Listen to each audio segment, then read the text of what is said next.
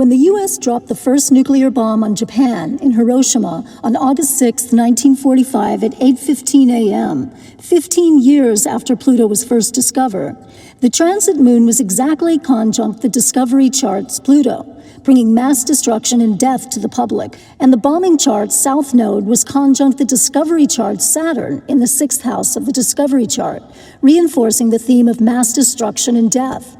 The bombing chart's Mars was sextile transit Pluto that day, trine the Discovery chart's Mars, and sextile the Discovery chart's Uranus, triggering the massive explosive shock and violent devastation. And transit Saturn on the day of the bombing was conjunct the transit moon. So transit Saturn was also conjunct the Discovery chart's Pluto, reinforcing the testimony of utter destruction and mass death.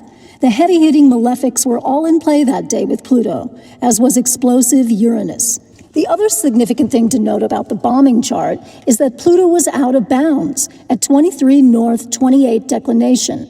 Checking the ephemeris, we see that the angle of obliquity for August 1945 was 23 degrees 26 minutes and 46 arcseconds.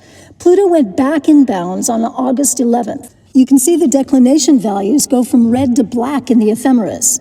But of course, the U.S. dropped a second nuclear bomb on Japan in Nagasaki on August 9th, 3 days after the first one in Hiroshima, when Pluto was still out of bounds.